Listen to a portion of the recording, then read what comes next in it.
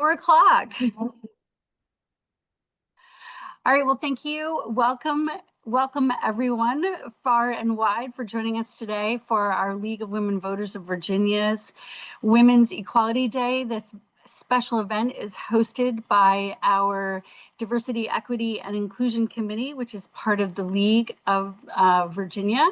And Joan, our league president for Virginia, is recording. And so that way we can share the goodness of this wonderful session with all of you. And with that, we're going to begin. I invite Yvette Barton. She is our chair for the DEI committee for the League of Women Voters of Virginia, and she's going to open us up and kick us off. Welcome, Yvette. Hi. I guess you already did all of that, but anyway, good afternoon, everyone, and thank you all for being here. On behalf of our league, thanks again for joining us as we continue to create a space that is safe, and we can have some dialogue and leadership opportunities. With no further ado, I would like to introduce Karen Perham Lipman, who would be our moderator for this hour. So thank you and welcome. Thank you, Yvette. Thank you so much. Well, so Women's Equality Day is both a celebration and a call to action. August 16th marks the ratification of the 19th Amendment. And for many women, particularly Black women in the South and women of color, the right to vote was denied for decades afterward, after the passage of the Voting Rights Act in 1965, in which they were finally given the right to vote. The women's suffrage movement achieved important milestones, but it was not fully inclusive. And so the work of achieving equity remains unfinished. And so we're excited to be here today together to have a conversation about this. This conversation will draw on the expertise of our amazing panelists who have engaged in civil rights activism, political leadership development, and research on Black women's political ambition. Together, our panelists will discuss the historical context of Women's Equality Day, share their personal stories and insights, will address systemic barriers and strategies for lasting change. We'll engage in this conversation for about 45 minutes and leave a few minutes at the end for questions. As you listen, if questions come to you, please submit them into the Q&A so that we can share them with panelists when we get to that final portion of our program. And so with that, we are excited to welcome these three distinguished panelists. And I'm incredibly proud to welcome Dr. Sharice Jones-Wheeler, a fellow alumna from Eastern University. We're also so proud and honored to have Georgia F. Allen here. She's a member of our League of Women Voters of Southampton Roads. And we're incredibly excited and honored to have Krista Jones with us. She's given longtime service to the League of Women Voters of Virginia in their leadership team. Welcome, ladies, welcome. Thank you. Thank you. Thank you. Thank you for having us. Well, so let's start by taking just a few moments, if you don't mind. Can you share with our audience a little bit about your background and what Women's Equality Day means to you? Sure, I'll start. So my name is Sharice Jones-Wheeler, and yes, me and Dr. Karen graduated together. We started together and we finished together our PhD program. And my research focused on Black women in politics, specifically looking at their political ambition, what makes them want to get involved in politics, and not only just looking at those who are elected or appointed officials, but I also looked at activists and leaders of non-governmental organizations or NGOs. And I studied that for all 7 years. I must have teased that topic through every which way you can imagine. So I'm just excited to talk here today about just Black women in politics, equality, getting involved, and there's nothing too small, too big, or too small that you can't do. So yeah. Awesome. I'll go next. My name is Krista Jones. As Karen said, I've been an active member of the League of Women Voters for a while. Most recently, I just finished a term on the state league, so I'm really I'm really happy to see this panel discussion and be a part of it today. For me, Women's Equality Day really is about addressing the hard issues about why we are not equal today. Just like you said, Karen, when the 19th Amendment was passed, all women did not get the right to vote. And unfortunately, 105 years later, there are still a lot of challenges to our voting rights in this country, supposedly the greatest democracy in the world. So that's, to me, the important conversation we need to have every Women's Equality Day. In terms of me, it's been really important in my career that I address engagement and politics from a lot of different levels and perspectives. I've managed political campaigns. I've worked for elected officials. I'm currently a lobbyist. I've done advocacy work. So to me, that just makes me a stronger advocate when I can look at things from all those different perspectives. Hi, I'm Georgia Allen, Georgia. and I am new to the League of Women Voters. But like both of the other panelists, I've had a number of years working in the community.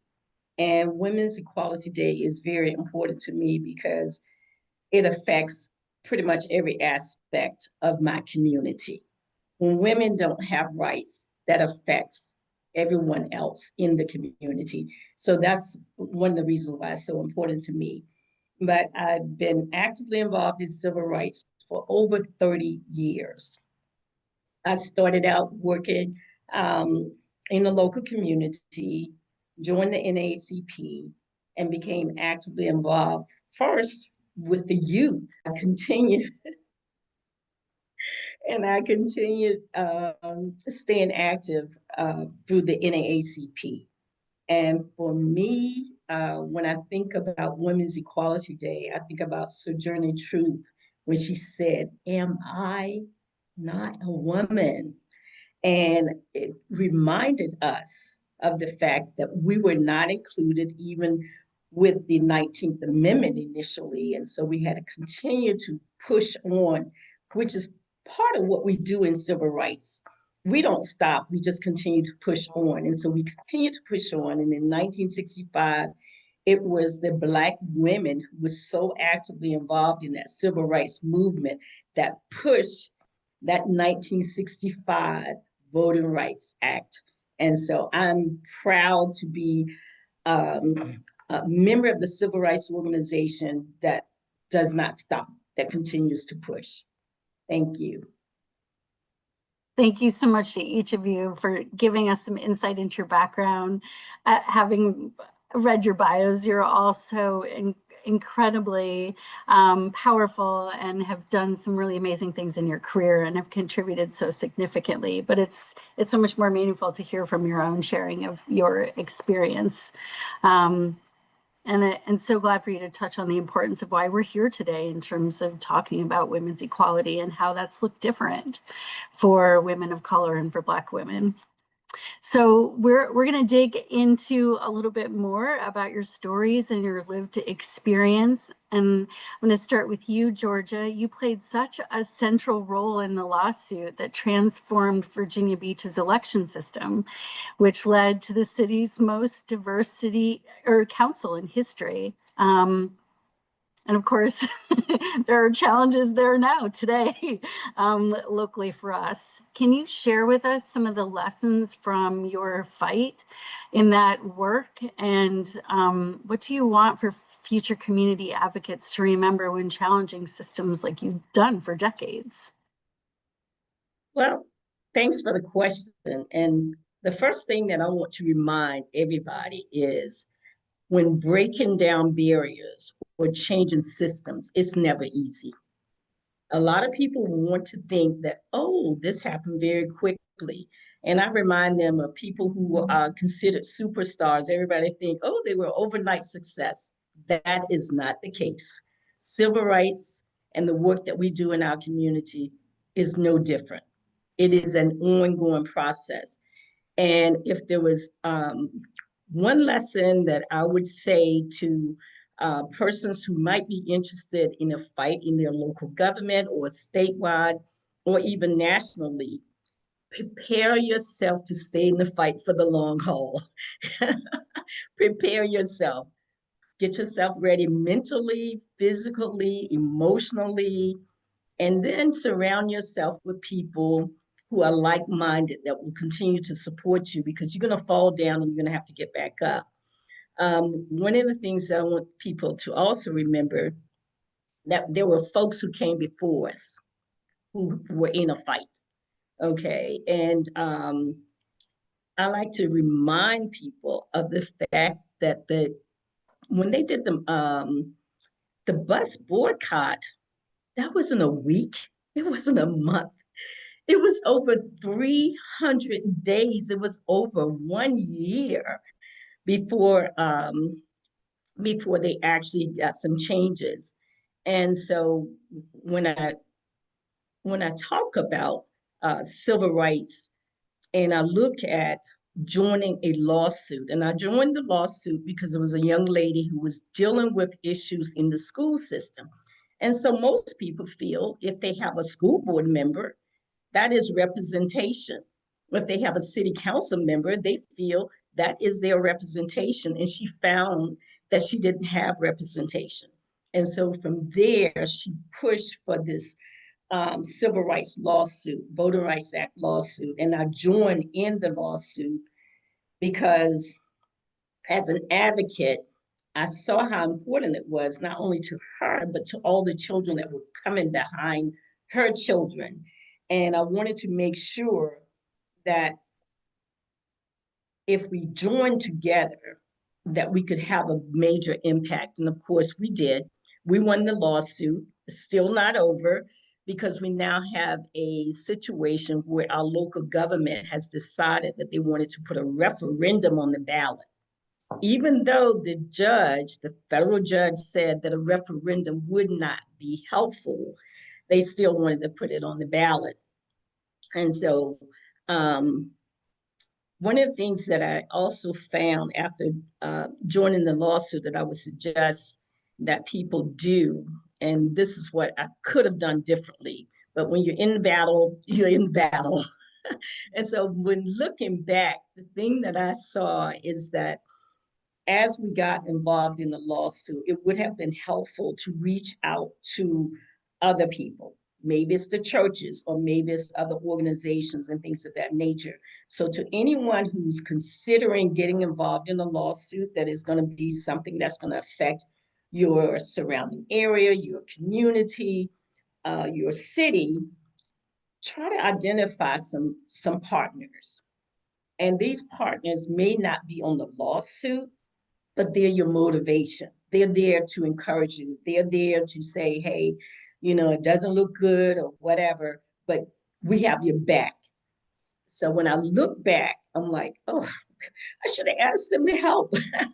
But you're in the middle of the fire. And so sometimes when you're in the middle of the fire, you don't think about these other things. And in fact, given the fact that that was my very first lawsuit of suing an entire city, which is the largest city in the Commonwealth of Virginia, that was not at the top of my mind. What was at the top of my mind is speaking with my lawyers and identifying what is it that I bring to the table that can help us get this across the finish line. So if I would say anything else, just bring on some allies to work along with you. Even though they are in the background, they can be your support system. So appreciate you highlighting the importance of how this work is day in and day out. And, you know, when we think about the community activism that you've engaged in and the work of the League, it is day after day showing up. But I also really love that you highlighted a reflection around something that you could have done different, but how important it is to also acknowledge when you're in the fight, you do the best you can. Really valuable. Thank you so much, Georgia. You're welcome. Charisse, we're going to turn to you. Women's Equality Day honors the 19th Amendment, and it reminds us of the exclusion many women of color faced for decades afterward. How do you see your work and research helping to continue the unfinished business of equality today? So I would say that it starts with looking back. One of the things that I was challenged with when I started my dissertation was looking back into the history of all of the work that had gone into getting women to the point where they could vote, run for elected office, and even seek higher levels of leadership. So I had to dive into a lot of those areas of activism, a lot of those areas of the women's club movement and things like that to see where did things start. And I love that uh, Miss Georgia, she started with saying, speaking about Sojourner Truth, because that was one of the pillars in our history when it comes to being considered when we think about Black women, equality, their right to vote, and being considered as a person. So we had to look back in many ways. And then when I see my work adding further to equality, I had to look back and think about all of the people who are doing the work behind the scenes. So those who are working on campaigns, those who are going and knocking on doors, those who are fundraising, all of those people who are doing the work on the ground that you may not see. And so when I looked at political ambition as a whole, I looked at different areas of ambition. And when I dived into it at first, the research had said that Black women lacked political ambition. And it was because they either thought it wasn't worth the money, because most people who run for politics, they're either lawyers and they can make much more money by, just practicing law instead of being in political office. They didn't want the invasion of privacy. They were worried about their families and people digging into their lives. And then also, they didn't think that careers in politics would do things that they cared about. They didn't think that they would be able to get things done. But what I found was that not that's not really the whole truth. Black women are very ambitious, and it shows by us being one of the most educated minority groups in the country. It shows by them actually being seen in higher levels of leadership. And what we noticed was that, yeah, they might not be elected as often, but they are running. They're running an increasing measure. And so we are seeing things start to increase, and we're seeing more representation at the forefront. But another thing that really uh, jumped out within my research was that it started young. It started when they had role models and mentors. They saw other people in leadership, and it made them have something to strive for. And so when I think about continuing the work continues with what we pour into our communities. It continues with the empowerment of people to get involved. It continues with the children and just instilling in them just that they can do this. They can aspire to be such great things, and they can be great leaders. And so it starts with the children, whether it's the parents, teachers, mentors, role models.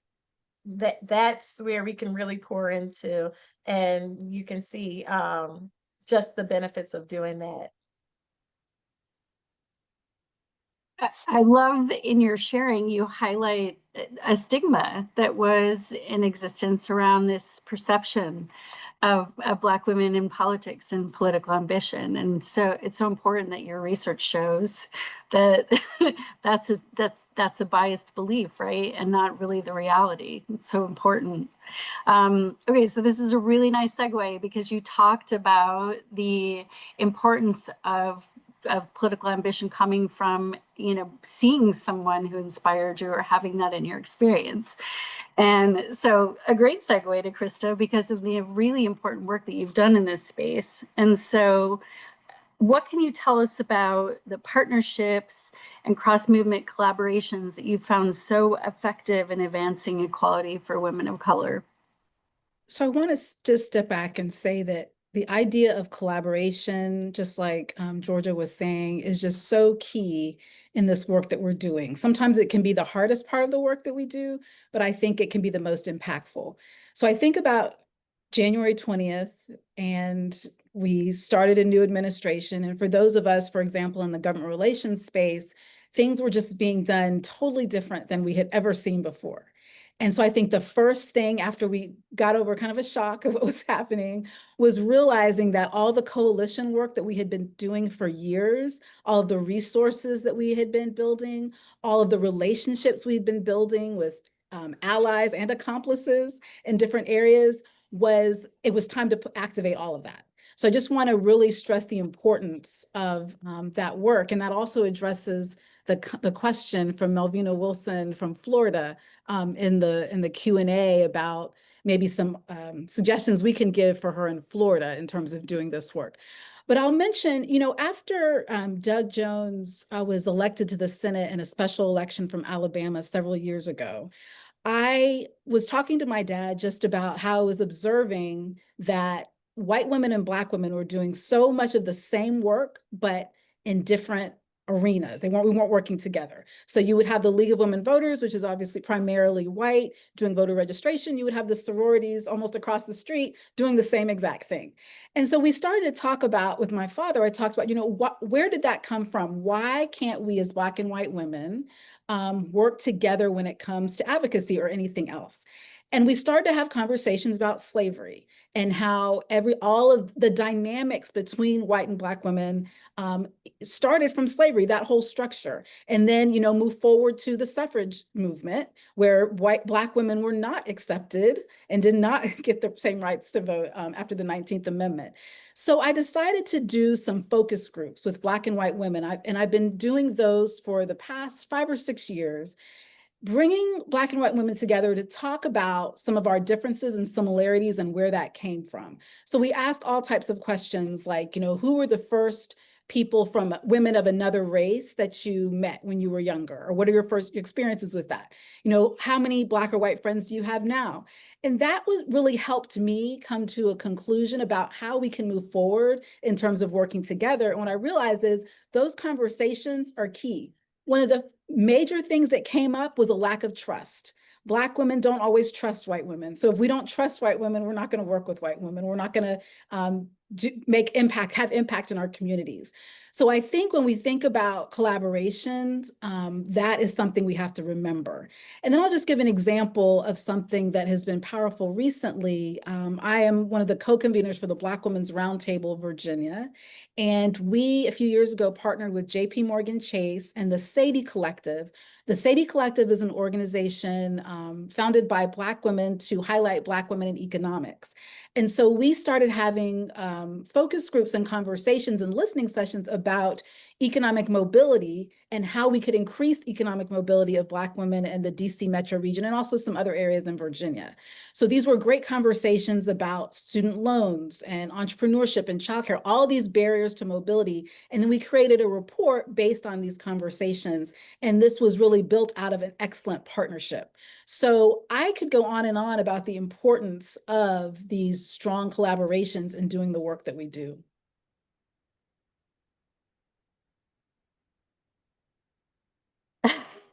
Okay, awesome. And I'm so glad you talked too about our history and origin of the League of Women Voters. When I was first doing my research on us to understand our organization, I didn't know, and so it was important for me to understand that much of the work that led us to where we are today in terms of, women of color having a right to vote came out of the Black suffragist movement of women. And I didn't know. And so I think you raise a really important point for folks like myself to educate ourselves and understand, and also the importance of the great collaborations you're doing, and for allies and upstanders. As white women, we can acknowledge and recognize the importance of building trust relationships so we can collaborate together. So thank you for highlighting that too. It's really important. So you talked a bit about systemic barriers, and that's actually our next set of questions, is to dig into that a little bit, and your leadership and some advocacy. So I'm going to jump to you, Charisse. Can you share with us what are some of the most urgent changes you think are needed to ensure that Black women can thrive in leadership and public life? And what strategies have you seen work to advance that change? Okay. So I would say the most apparent need that's presenting itself right at this time is just the diversity, equity, and inclusion not being messed with. That's like the elephant in the room, honestly. We need to know that these things have been put in place for a reason. The Civil Rights Act was necessary and it still continues to be necessary. And so we need these things to be uh just for it to be shouted from the rafters, like this is necessary, leave it alone. We need these programs, we need these systems put in place because we understand that the scales are not balanced. And so when we understand these things, we know that we need to keep these things in place. Yes, it would be great if everything was merit based, but honestly, if it was, most upper levels of leadership would look like this panel today. And so when we think about those things, the very first thing that comes to mind is the diversity, equity, and inclusion just being pushed to the forefront again, and us putting pressure on those in leadership to just just understand that this is necessary and why it's necessary. The next thing is in the workplace, when I spoke with all of these women about their experiences in leadership and what it's like to actually work in these spaces, a lot of them experience toxic leadership, destructive leadership. A lot they have hard times when they're operating as women and especially Black women in certain areas of leadership, and especially when it comes to politics. And so we need some recognition to those barriers, those issues. They need support in the workplace. Most of the time, they receive their support from either role models, mentors, colleagues. They have people who they can speak to, and they do have trusted people who are white women who they can rely on, who are allies, who are there present, just there to help as well. Another thing that really popped out within the research was that Black women and women of color, and really generally speaking, they really desire work-life balance, but they were one of the highest groups to not have it. And so Mm. they really needed some initiative put forward when it came to work-life balance, when it came to having them living in double minority status by being a person of color and a woman and still having to function in leadership. They needed some people to understand the heaviness that comes with that.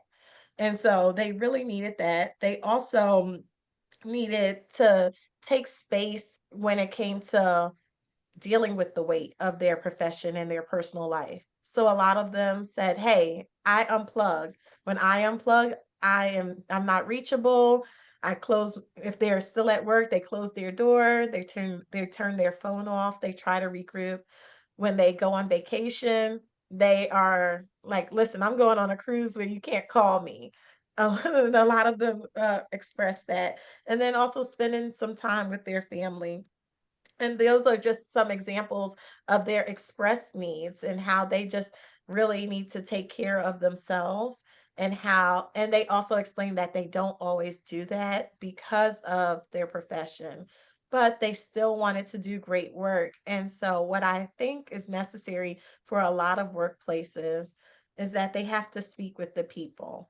Even when it came to research, I noticed that most studies, they're just taking statistics, they're checking off questions. They're not diving into the conversation, the one-on-one, what's really going on in your life. And so that's where my study was different because I did a qualitative study, even though I really wanted to do a quantitative study and look at a whole bunch of women. I had to do a qualitative study because I needed to speak with these women and see where the disparities lie.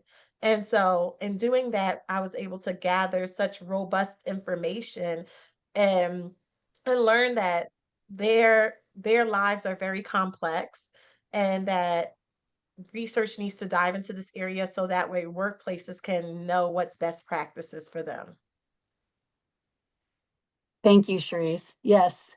And for folks who don't know, Charisse's dissertation it's available. Is it in ProQuest, or you can share with the link? We'll make sure to get the information to attendees of the title of your dissertation. But yes, a very important qualitative study. So Georgia, what has the weakening or dismantling of the Voting Rights Act protections meant for Black voters today? And how have these shifts created new barriers for political participation from your perspective? From my perspective, absolutely. There are definitely barriers with regards to political participation with the different changes that they have made throughout the country. First, we look at Shelby v. Holder, where they went after the Voting Rights Act and Section 5 and, parts of Section 4. And so that people kind of understand what Section 4 was. Section 4 was designed to provide it for states to be identified what jurisdiction had a history of discriminatory practices. And so people need to understand when they put the Voting Rights Act in place, there was a history.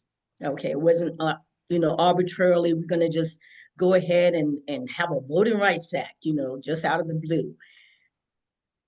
There was a a time period where there were places that just absolutely refused to allow everybody to vote, even though the law may have said you have the right to vote. What was implemented was totally opposite of that. And so these cities and these communities and these states would put measures in place that were deterrents to people going to vote.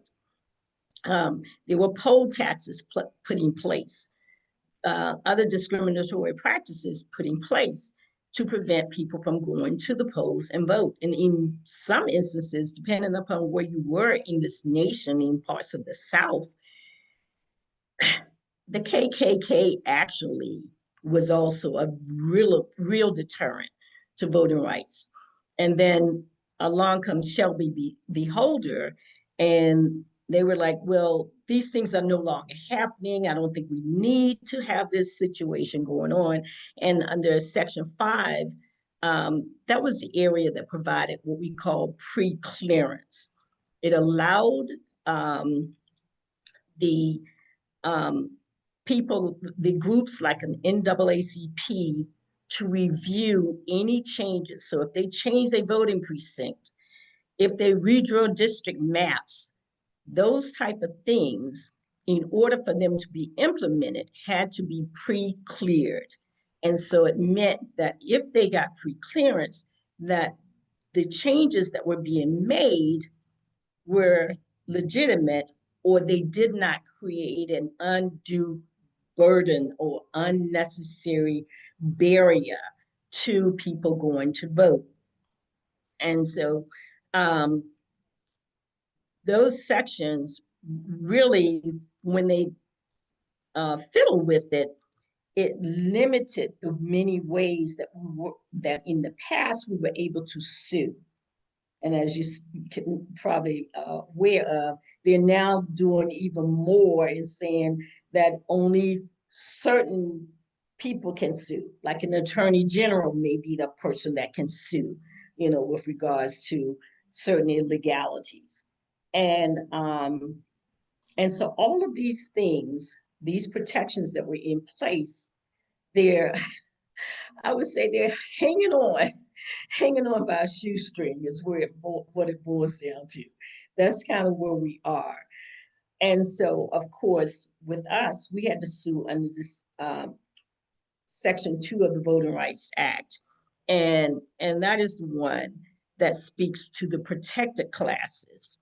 This section pushes to ensure that a group of people that has been denied an opportunity for fairness in the voting process, and that they're now able to influence elections. So we looked at influence, opportunity districts. Those are the type of things that you look at under the Section 2 of the Voting Rights Act. We look at whether or not the way this system is set up in our city, which is Virginia Beach, whether or not it dilutes the vote of minority people or minority candidates. Are you diluting these votes and preventing them from being able to elect a person of choice?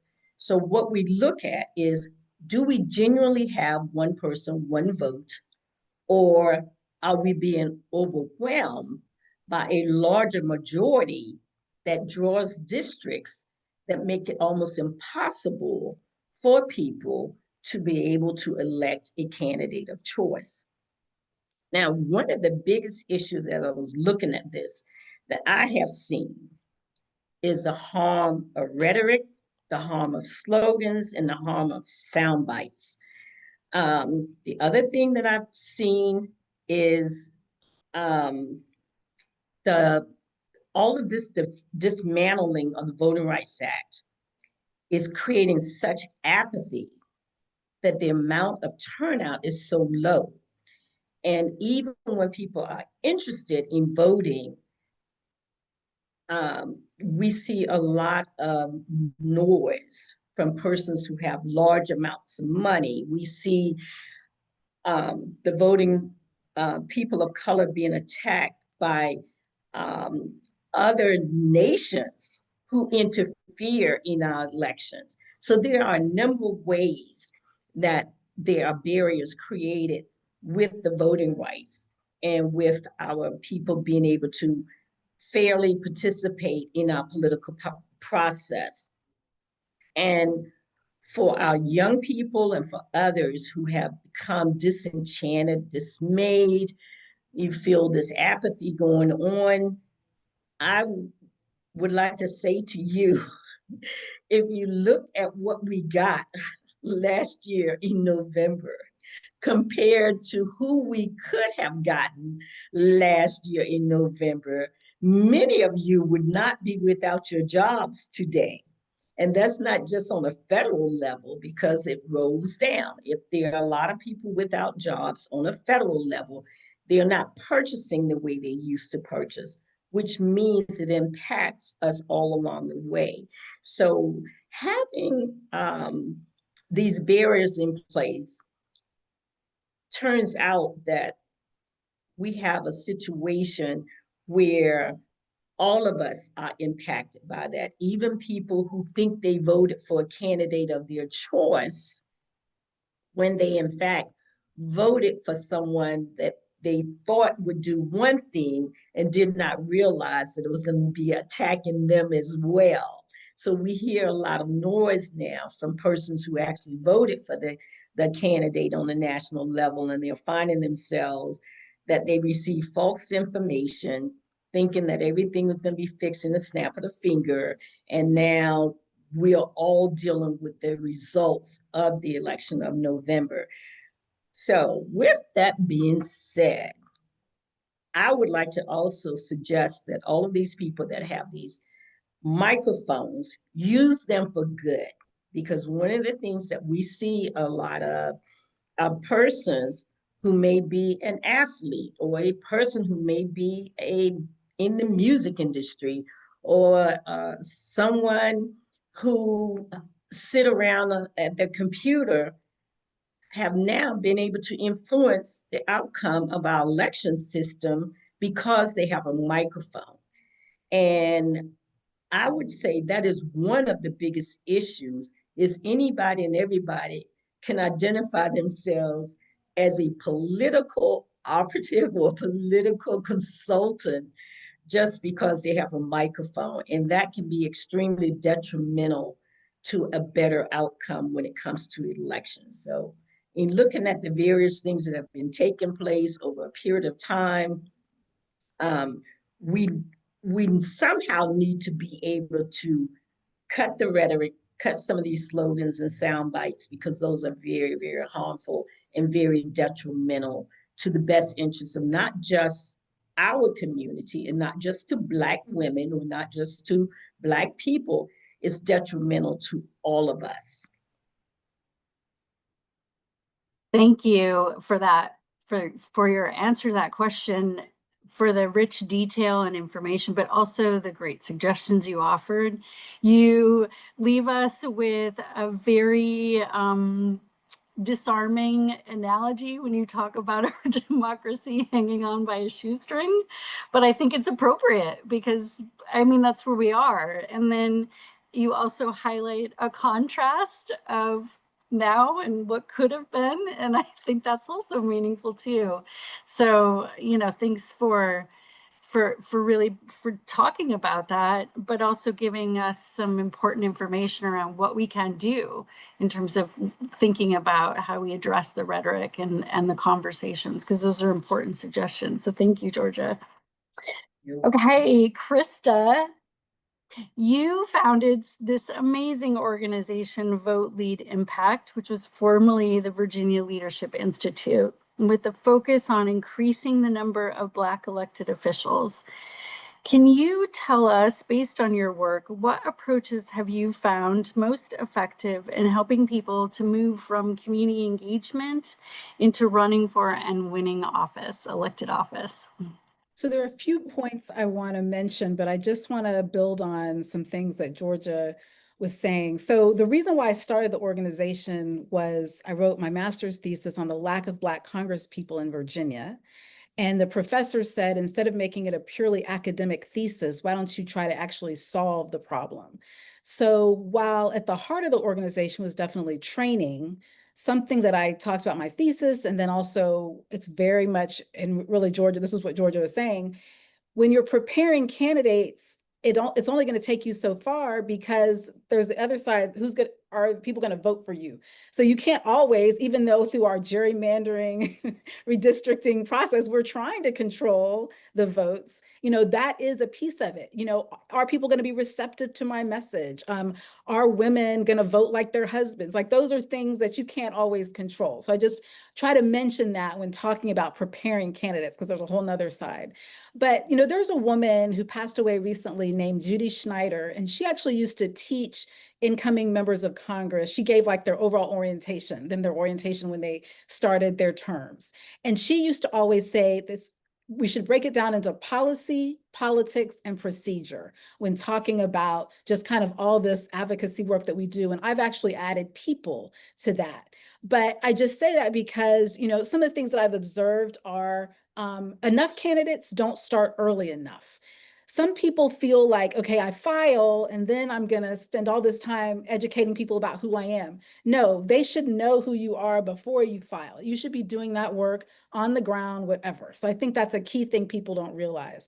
Another one is have a policy plan and be ready to talk about it. And I actually had a friend who posted this past weekend about her concern about some of the candidates in Virginia's race in particular, about how they'll send out these texts and messages and want you to give money or encourage you to vote, but they're not even, and we understand that we can't go into detail in a text, but you do need to have a plan and you do need to share it. So those are a couple of things that I think is really important for candidates.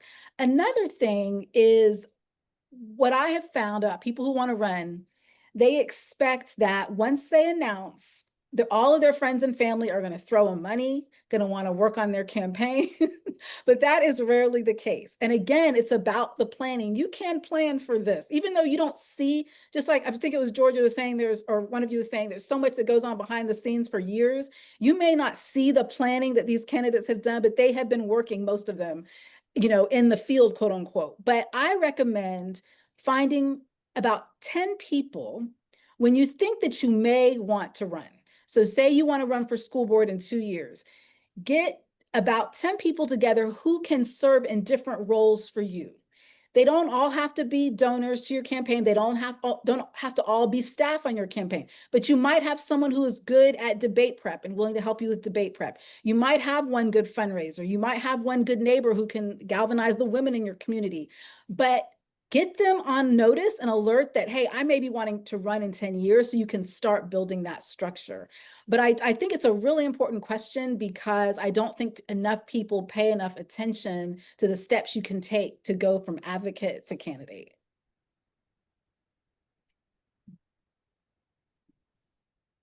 I was just looking at the time and I can't believe like your responses have been so rich and just so meaningful, and I can't believe how much time has flown by. We're actually nearly coming towards the end. And so I'm actually going to jump ahead, if that's all right, and we'll wrap up with just a question.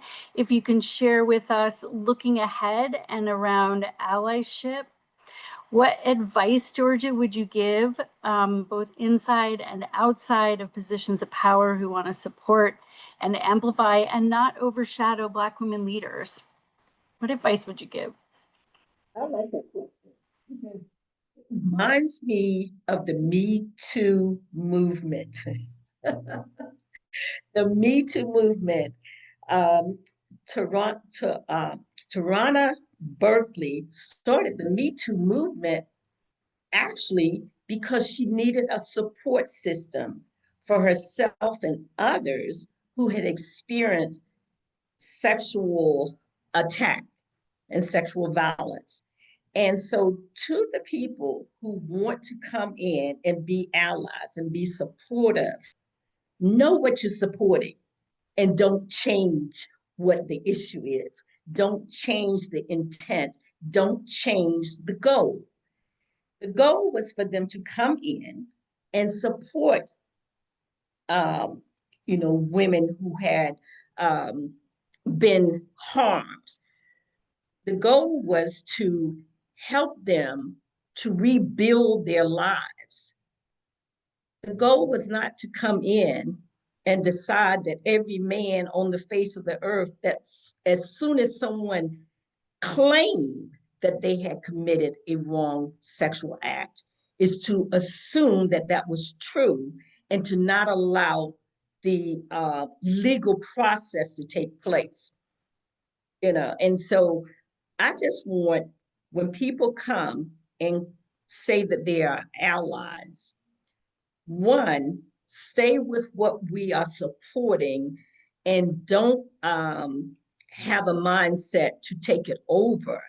Have a mindset to work alongside of us and not get ahead of us and not change and not change what we are trying to do, trying to achieve.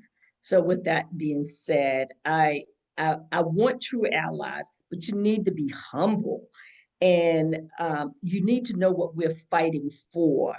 And no one knows our issues better than we do. So don't get in front of us. Come alongside of us, work along with us, and we can make the change that needs to happen. Thank you. Oh, Georgia, so appreciate that. To listen for understanding and walk beside. Thank you so much. Thank you. You're welcome. Okay, Cherise, thinking ahead to the next generation, what do you believe will be the biggest challenge for young women stepping into leadership, and how can we model resilience and empowerment for them? I would say Krista touched upon a lot of it when she spoke about preparation, planning ahead, assembling a team. When you think about those things, people, when they don't prepare for leadership, a lot of times it's just trial by fire. You're thrown in and now you're expected to lead. And when you look at your life, I also adjunct and teach leadership. So when you look at leadership and you look throughout your life, you see that you lead in many ways, but there are some areas of leadership where you're just not prepared for. And so you have to plan ahead, prepare for that leadership. And then what I would say for those who are in leadership positions who are now preparing the next generation, whether it's intentional or it's not, because people are watching your lives, whether you know it or not, I would say just step into that space and do the best that you can when you're there. I would say you need to show up as your full self and show that the next generation that yes, you as you can be an excellent leader. The next thing is that leaders need to go to where the people are. We have these great spaces, just like we're on the Zoom today, but not everyone's going to join onto this Zoom. We have to be where people are, whether that's going to the school. And some of my participants, they would say, "Oh, a politician came and they spoke at our school." And that really motivated me. Or they had a conversation with someone. Meet the people where they are, not just physically, but meet them where they are when it comes to their thinking. Ask questions, understand where they're coming from, and then empower them. Let them know that they can lead wherever they are. And a lot of times people don't realize that they're already doing it. They just have to step into that and put aside any imposter syndrome, any negative thinking that says you can't, because you really can. And if you look back over your life, you'll realize that you've been operating as a leader long before you notice.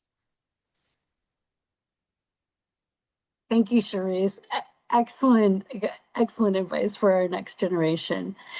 Okay, so as we wrap up, Krista, I'm going to turn to you first. In this last moment, we'll invite each of you to just quickly share one action our audience can take this year to promote equity and equality for women of color. And then we'll dive into a question from Q&A.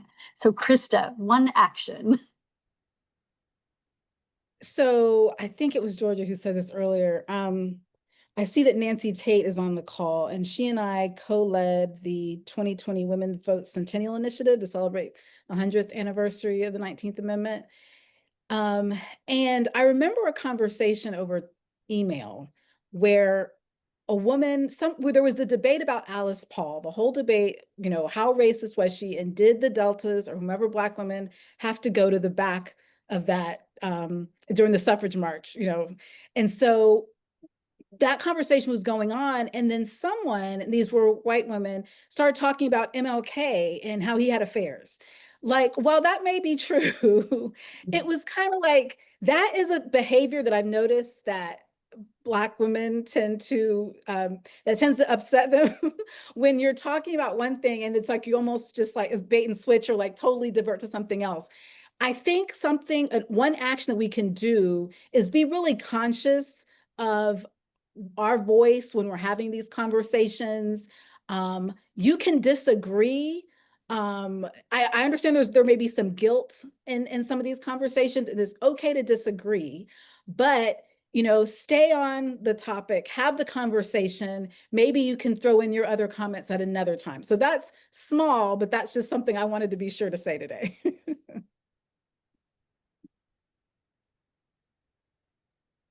Okay. Oh my gosh, I can't believe we're nearly out of time. So I think we might have time for one question from our Q&A before we wrap up and leave everyone with a call to action. And Rochelle, who's here with us as part of our DEI committee, Rochelle, could you pose one of the questions from our audience for Q&A for our panelists? Okay. Well, and welcome panelists. If I didn't get to speak before, to say welcome to you. Let me find one that is forward thinking. Here's one. I want to know what you suggest for bringing women together over racial, cultural, ethnic, and economic differences to fight for democratic values. I'll just throw out there that I think we have said this throughout the conversation, first of all, it's going to be difficult. So let's just get that out of the way. This is not something that's easy to do. But I think that we just have to do it. And this may be an unpopular opinion, but sometimes I think when you're under the organizational structure or when you're almost forced to do it, because as we all know, we're not often socializing with each other just in our everyday lives because of the way our society is structured. We're definitely not going to church together and things like that. So I say take the time and be intentional about joining an organization of people that may not look like you or have the same background as you. I think she said it all with that one. because because the reality is, and I see this all the time. I in addition to being in the NAACP, League of Women Voters, I'm also a district chair for the Democratic Party. And I almost chuckle almost at every meeting because there's this white cluster that's sitting in the meetings. And I'm like, I don't think you guys get it, and so, we kind of weave through that. And in order for us to begin to change things, one, I'll be honest with you, white women have to listen. They don't have all the answers. And I feel like when I'm a lot of times at tables with them, it's like, we just know everything. And it's almost hysterical because I'm like, at the end of the meeting, I'm taking notes and I'm like, that's not going to work because they're looking at it through a lens that does not transfer to all of the different cultures that are out there. And they're just, and I mean, they are zoning in. So I agree with you 100%. Go to other areas, but they're going to have to listen. They really are. And to add to all of that, I would say in engaging in these hard conversations, maybe to preface them with saying something to the point of, hey, we're having this conversation. Let's listen to one another and be respectful. Let's just lay out these ground rules now. We're not listening to respond. We're really listening to understand. And Mhm. you'd be surprised how many people open up when they have space and how many Mhm. people listen and learn things that they didn't know. And so get comfortable in being uncomfortable in those conversations. And you'll realize that you have so much more in common, but you also will realize that there are many areas that you lack understanding, no matter what your race. And so I think that having those conversations, having those tough conversations, even if you feel like you have nothing to offer, one has something to offer a zero. And so I keep that at the top of my mind. Even if I feel like I have nothing to offer this conversation, I have something.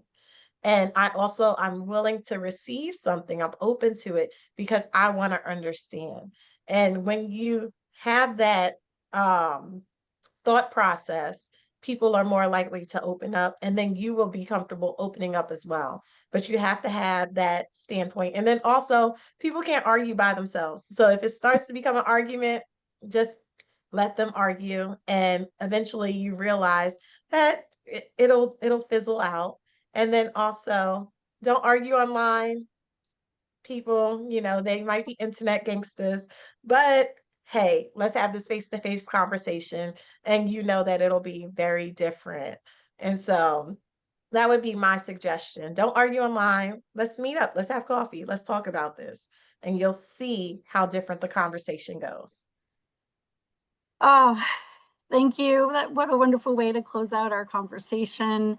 We want to thank all three of you for sharing your perspective, your leadership, your experiences, your suggestions or guidance, and just for being here with us, for helping us have this important conversation about Women's Equality Day. Thank you to our attendees for being here with us.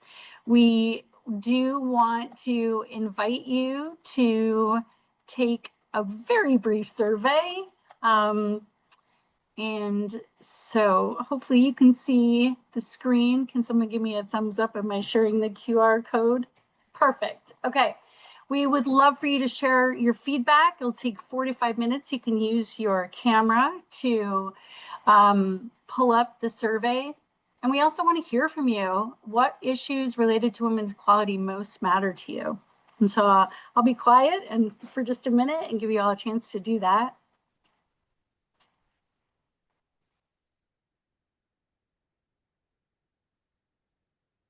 Well, while you're being quiet, I won't be. I just want to extend on behalf of the entire league to all our guests and to all of you who put this together. This was not easy to put together. You did a lot of work, and we appreciate you giving us your time and doing this, and we hope it's just one of many. So thank you all on the DEI committee, and thank you all to our guests who shared a lot of wonderful information today.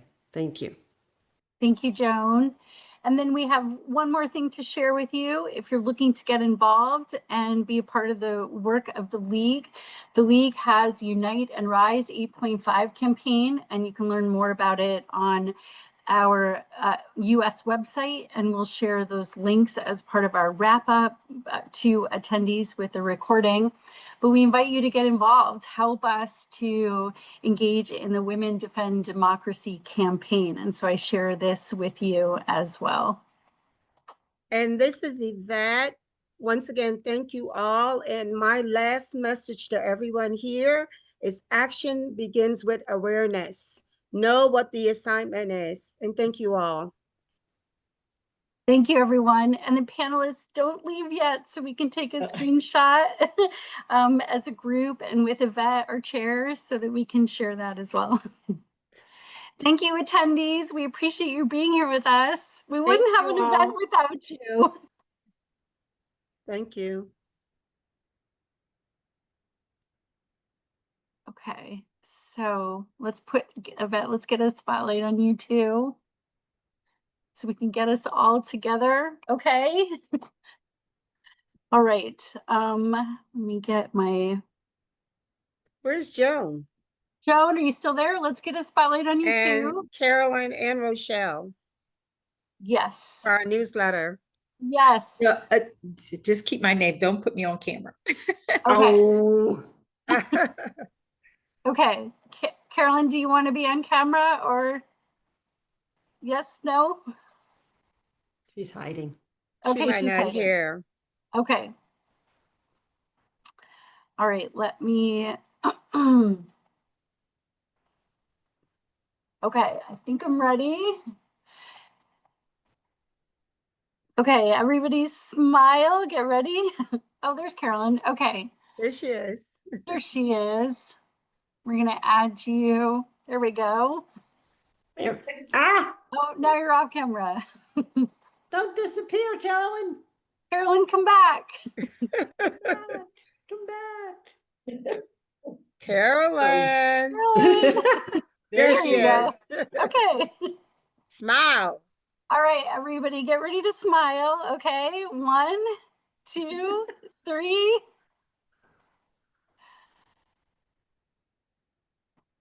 Come on, Carolyn, you can smile. All right, I got it. Do you want to do one more, Carolyn? Do you want to smile? She can't hear you. She can't hear me. She's having trouble hearing. Yeah. Okay. All right. You want to do one more? You gonna smile? There she goes. There She's she smiling. goes. Okay, hold on. Okay, hold on. All right, ready? Okay, 1, 2, 3.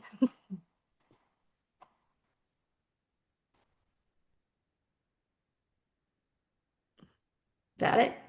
Got it. Yes. And Carolyn is Yay. smiling. Awesome. Well, it was great meeting the Oh. ladies, and Same I here. really enjoyed being up here with you. You taught me so much. Yeah, me too. That's Thank- great. Thank you all. so much. Okay. Get that to Thank me you. soon because the I will. newsletter goes out this weekend. So I wanna get will. that in there. Okay. Thank you all. You're wonderful. Bye-bye. Thank Get a you. copy too, Thank Karen. you.